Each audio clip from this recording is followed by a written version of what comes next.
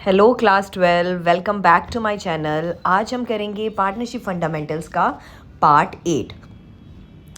ये टॉपिक्स है जो हम पूरा पार्टनरशिप फंडामेंटल्स में करते हैं, जिनमें से P&L appropriation account, partners capital account, partners salary, commission और इंटरेस्ट ऑन पार्टनर्स कैपिटल, ये हम कर चुके हैं पिछली क्लास में। अब हम इनसे रिलेटेड कुछ इलस्ट्रेशंस देखेंगे। तो चलिए स्टार्ट करते हैं। ए बी और सी पार्टनर्स हैं और प्रॉफिट शेयर करते हैं 3:2:1 में, और नेट प्रॉफिट है साल का बिफोर एनी एडजस्टमेंट। अगर कोई एडजस्टमेंट है आगे क्वेश्चंस में तो उससे पहले नेट प्रॉफिट है 60,000। एडिशनल इन्फॉर्मेशन दी गई है कि ए को रेंट पे करना है 24,000 रुपये पार्टनरशिप डीड के हिसाब से, और ये हमने रिकॉर्ड नहीं किया है। तो रेंट पेबल क्या होता है? पार्टनर को जो भी हम रेंट पे करते हैं वो एक चार्ज होता है, और ये P&L अकाउंट में हम लिखते हैं, तो नेट प्रॉफिट इसके बाद आता है। तो और ये क्या है, हमने रिकॉर्ड नहीं किया है, तो ये क्या होगा, 60,000 में से माइनस कर देंगे 24,000, तो हमारा एक्चुअल नेट प्रॉफिट आ जाएगा। फिर है इंटरेस्ट ऑन कैपिटल अलाउ करना है 10% के हिसाब से। बी को सैलरी देनी है 30,000 रुपये और सी को कमीशन देना है 10,000 रुपये। अब all appropriations are to be made even if profits are insufficient. अब सारे एप्रोप्रिएशंस करने हैं, प्रॉफिट्स इनसफिशिएंट है तो भी। तो चलिए देखते हैं। सबसे पहले तो हम एग्जैक्ट नेट प्रॉफिट निकालेंगे, एक्चुअल नेट प्रॉफिट, जिसके लिए हम क्या करेंगे, 60,000 तो दिया हुआ है और जो ए का रेंट है उसको 60,000 में से माइनस कर देंगे, तो एक्चुअल नेट प्रॉफिट हमारा आ जाएगा 36,000। अब ये 36,000 जाएगा P&L एप्रोप्रिएशन अकाउंट में, और फिर होंगी सारी एप्रोप्रिएशंस। अब एप्रोप्रिएशंस कैलकुलेट करते हैं। सबसे पहले तो इंटरेस्ट ऑन कैपिटल देना है हमें 10% तीनों पार्टनर्स को। तो ए का हो गया 10,000, बी का हो गया 8,000 और सी का हो गया 6,000, फिर और टोटल हो गया 24,000। फिर सैलरी देनी है बी को 30,000 और कमीशन देना है सी को 10,000, तो टोटल अप्रोप्रिएशंस होंगी 64,000, जबकि प्रॉफिट है हमारा 36,000। तो अप्रोप्रिएशन तो ज़्यादा है। अब इस केस में क्या हो सकता है, या तो हम जैसे कि पहले नेट प्रॉफिट ले आए 36,000 नीचे, अब पहले सारी एप्रोप्रिएशंस देंगे 64,000, फिर जो लॉस होगा उसको हम ट्रांसफ़र करते हैं पार्टनर के कैपिटल अकाउंट में। या एक और दूसरा ट्रीटमेंट ये हो सकता है, जो कि इजी भी है, कि हम पहले ही इस प्रॉफिट को एप्रोप्रिएशन की रेशियो में ही दे देते हैं, फिर ना लॉस ट्रांसफ़र करना पड़ेगा कैपिटल में, और आगे की चीज़ें भी हमारी आसान हो जाएगी। तो क्या करेंगे, हम ए बी और सी तीनों की अलग अलग एप्रोप्रिएशंस हम कैलकुलेट कर लेंगे, और फिर इसी रेशियो में हम नेट प्रॉफिट को डिवाइड कर देंगे। तो ए को तो हम देंगे इंटरेस्ट ऑन कैपिटल सिर्फ 10,000, बी को मिलेगा इंटरेस्ट ऑन कैपिटल 8,000 और 30,000 सैलरी, टोटल मिलेगा उसे 38,000, और सी को मिलेगा 6,000 तो इंटरेस्ट का और 10,000 कमीशन का, टोटल मिलेगा 16,000। तो इनकी अगर हम रेशियो बनाएं 10,000, 38,000 और 16,000 की, तो बनेगी 5:19:8। तो अब हम उस नेट प्रॉफिट को डिवाइड कर देंगे 5:19:8 में। ठीक है, तो चलिए बनाते हैं profit and loss appropriation account. यहाँ सबसे पहले P&L अकाउंट से प्रॉफिट को ले आएंगे, जो कि है 36,000। फिर इस 36,000 को हम जो भी वो एप्रोप्रिएशन की रेशियो हमने निकाली थी उसमें पार्टनर के कैपिटल में ट्रांसफ़र कर देंगे, जो कि आ जाएगा टू एज कैपिटल 5,625, बीज कैपिटल 21,375 और टू सीज कैपिटल 9,000। अब इसमें हमें अलग अलग सैलरी, इंटरेस्ट ऑन कैपिटल वगैरह लिखने की ज़रूरत नहीं है। वहीं अगर ये प्रॉफिट ज़्यादा होता एप्रोप्रिएशन से, तो सारी चीज़ें हम अलग से यहाँ पे शो करते कि एक इंटरेस्ट ऑन कैपिटल अलग से लिखते, सैलरी, कमीशन सब कुछ अलग से लिखते, और जो भी प्रॉफिट बचता उसको हम ट्रांसफ़र कर देते पार्टनर्स कैपिटल में प्रॉफिट शेयरिंग रेशियो में। ठीक है, लेकिन अब यहाँ पे क्या है, प्रॉफिट कम है एप्रोप्रिएशन से, तो सीधा हम प्रॉफिट को एप्रोप्रिएशन की रेशियो में ट्रांसफ़र कर देंगे इनके कैपिटल अकाउंट्स में। ठीक है, फिर नेक्स्ट है इलस्ट्रेशन रिलेटेड टू रेम्यूनरेशन, यानी कि जो सैलरी, कमीशन, बोनस वगैरह हम पार्टनर्स को देते हैं उसको हम कैसे ट्रीट करेंगे। तो चलिए स्टार्ट करते हैं। ए और बी पार्टनर्स हैं जो कि प्रॉफिट शेयर करते हैं 3:2 में, और नेट प्रॉफिट दिया हुआ है फर्म का 31 मार्च 2025 को 1 लाख रुपए, और ये है before charging salary and commission. Partner की सैलरी और कमीशन चार्ज करने से पहले का नेट प्रॉफिट है, यानी कि ये ट्रू नेट प्रॉफिट ही है जो हम P&L अकाउंट से प्रॉफिट एंड लॉस एप्रोप्रिएशन में लेके आते हैं। फिर पार्टनरशिप डीड कहती है कि ए को सैलरी मिलनी चाहिए 20,000 रुपये और बी को कमीशन मिलेगा 10% on net profit after charging salary. अब बी को कमीशन मिलेगा 10% नेट प्रॉफिट पे, लेकिन ए की सैलरी चार्ज करने के बाद और खुद का कमीशन चार्ज करने से पहले। तो खुद का कमीशन चार्ज करने से पहले का फॉर्मूला क्या होता है? Net profit into rate upon 100। और अगर आफ्टर चार्जिंग इस कमीशन होता तो उसका फॉर्मूला हो जाता net profit into rate upon 100 plus rate. अब हमें क्या कैलकुलेट करना है? कैलकुलेट कमीशन ऑफ बी और डिस्ट्रीब्यूटेबल प्रॉफिट, और साथ में बनाना है profit and loss appropriation account. तो चलिए स्टार्ट करते हैं। सबसे पहले तो हम कमीशन निकालेंगे। कमीशन निकालने के लिए नेट प्रॉफिट में से हमें सैलरी माइनस करनी पड़ेगी। तो नेट प्रॉफिट है 1 लाख और ए की सैलरी है 20,000। तो अब ये प्रॉफिट आफ्टर सैलरी और बिफोर कमीशन हो गया हमारा 80,000 रुपीज़। अब इस 80,000 पे फॉर्मूला लगेगा net profit into rate upon 100। तो ये बन जाएगा 80,000 इंटू 10 अपॉन 100। ठीक है, तो कमीशन आ गया हमारा 8,000। फिर नेक्स्ट स्टेप अब निकालेंगे हम डिस्ट्रीब्यूटेबल प्रॉफिट। डिस्ट्रीब्यूटेबल प्रॉफिट निकालने के लिए नेट प्रॉफिट में से हम सैलरी माइनस कर देंगे, कमीशन माइनस कर देंगे, तो आ जाएगा हमारा डिस्ट्रीब्यूटेबल प्रॉफिट। तो नेट प्रॉफिट है 1 लाख, इसमें से सैलरी माइनस की 20,000 जो कि हो गया प्रॉफिट आफ्टर सैलरी 80,000, और इसमें से कमीशन माइनस करेंगे 8,000, तो डिस्ट्रीब्यूटेबल प्रॉफिट हो जाएगा हमारा 72,000। तो चलिए बनाते हैं profit and loss appropriation account. Net profit इसमें ले आएंगे हम 1 लाख रुपए जो कि आया है प्रॉफिट एंड लॉस अकाउंट से। अब इसमें से हम दे देंगे ए को सैलरी 20,000, बी को कमीशन 8,000। अब जो भी पीछे बचेगा वो होगा हमारा डिस्ट्रीब्यूटेबल प्रॉफिट, और वो जाएगा पार्टनर्स कैपिटल अकाउंट में प्रॉफिट शेयरिंग रेशियो में, जो कि है 3:2। तो अब पीछे बचा हमारा कितना? 72,000। तो 72,000 को हम डिवाइड कर देंगे 3:2 में, जो कि है 43,200 और 28,800। तो ये था profit and loss appropriation account. Next है illustrations related to interest on capital. Interest on capital से रिलेटेड इलस्ट्रेशंस करेंगे इसमें। Calculation of opening capital. सबसे पहले तो हम इसका ओपनिंग कैपिटल निकालना सीखते हैं। अब कई क्वेश्चंस ऐसे होंगे जिसमें क्लोजिंग कैपिटल दिया होगा और उससे हमें ओपनिंग कैपिटल निकालना होगा।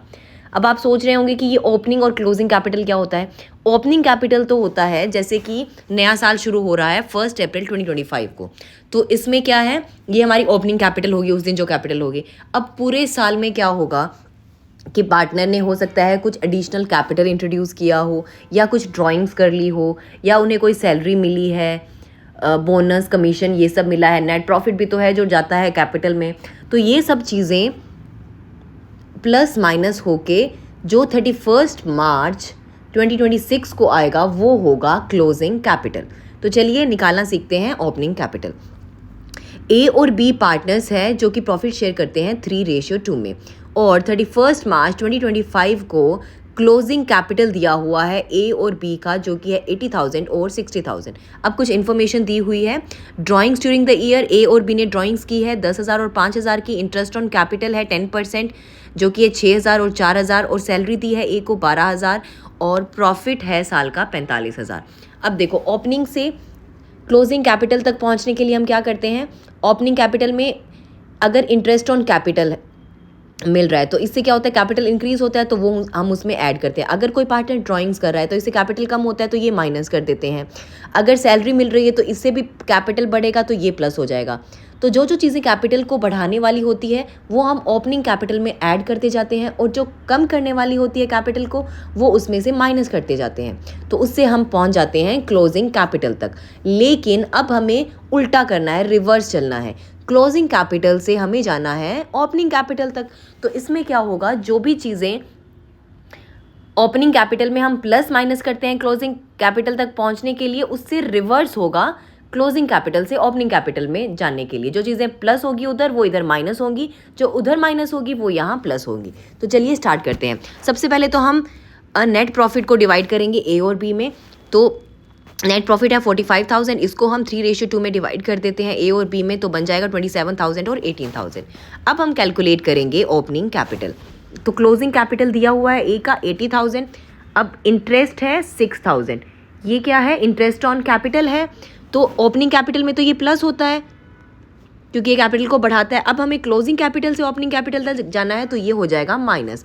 ऐसे ही सैलरी भी माइनस हो जाएगी, प्रॉफिट भी माइनस हो जाएगा और ड्राइंग्स इसमें हो जाएंगी प्लस, तो हमारा ओपनिंग कैपिटल निकल कर आ जाएगा 45,000।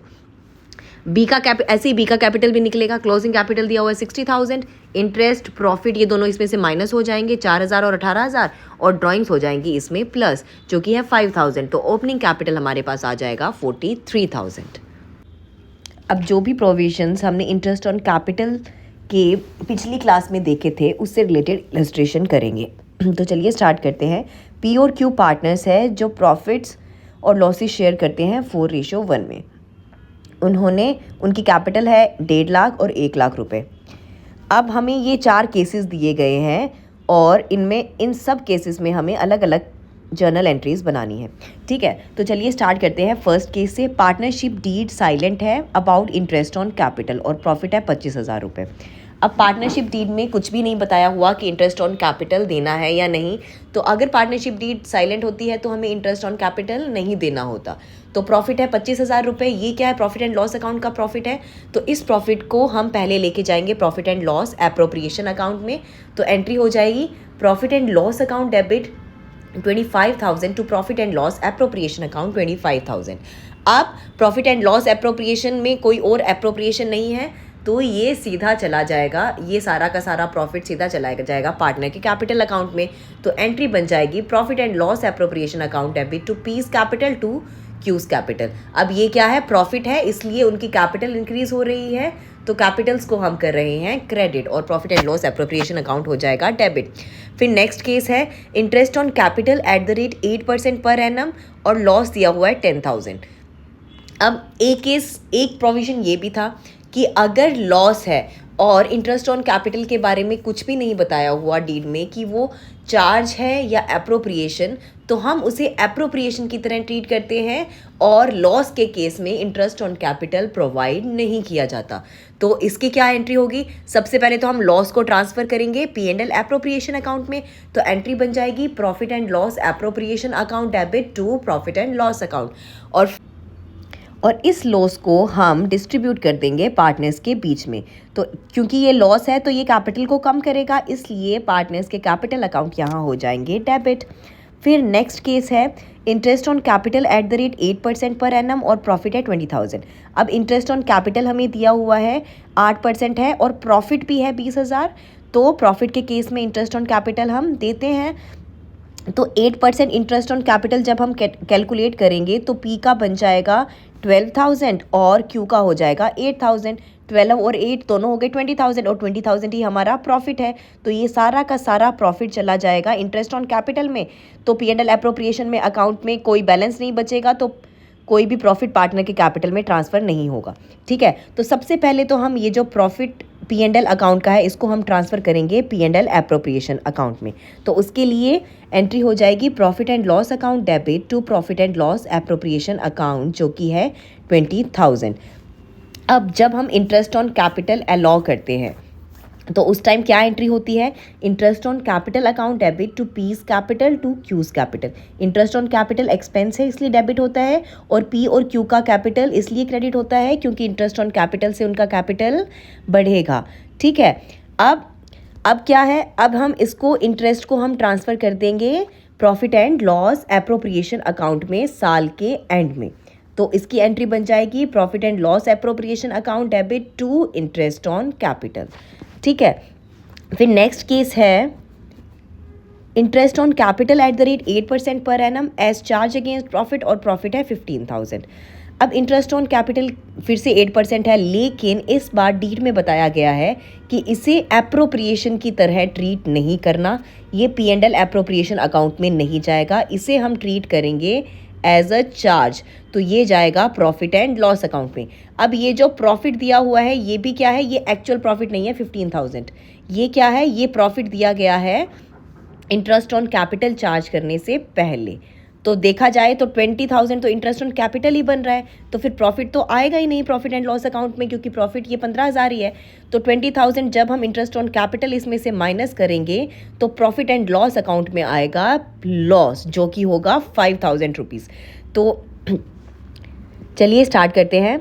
सबसे पहले तो एडजस्टिंग एंट्री, जब हम इंटरेस्ट ऑन कैपिटल अलाउ करेंगे तब क्या एंट्री करेंगे, interest on capital account debit to P's capital to Q's capital, जो कि है 12,000 और 8,000। अब क्या होगा कि इंटरेस्ट ऑन कैपिटल को हम ईयर एंड पे ट्रांसफ़र करते थे P&L एप्रोप्रिएशन अकाउंट में, जब वो एप्रोप्रिएशन थी, लेकिन इस बार डीड में साफ साफ लिखा हुआ है कि इसे चार्ज की तरह ट्रीट करना है, तो ये जाएगा प्रॉफिट एंड लॉस अकाउंट में।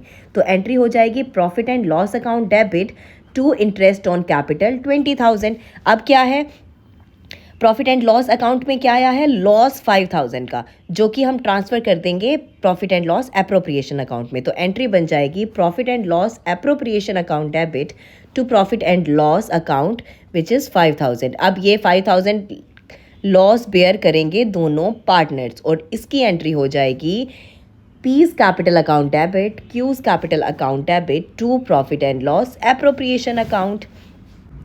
तो ये थी इंटरेस्ट ऑन कैपिटल अकाउंट से रिलेटेड इलस्ट्रेशंस। अब नेक्स्ट क्लास में हम करेंगे बाकी के तीनों टॉपिक्स, जो कि है interest on partners drawings, adjustment for incorrect appropriation of profit in the past और गारंटी ऑफ प्रॉफिट, और इनसे रिलेटेड इलस्ट्रेशंस भी देखेंगे। Thanks for watching. If you like this video please like share and subscribe. Bye bye.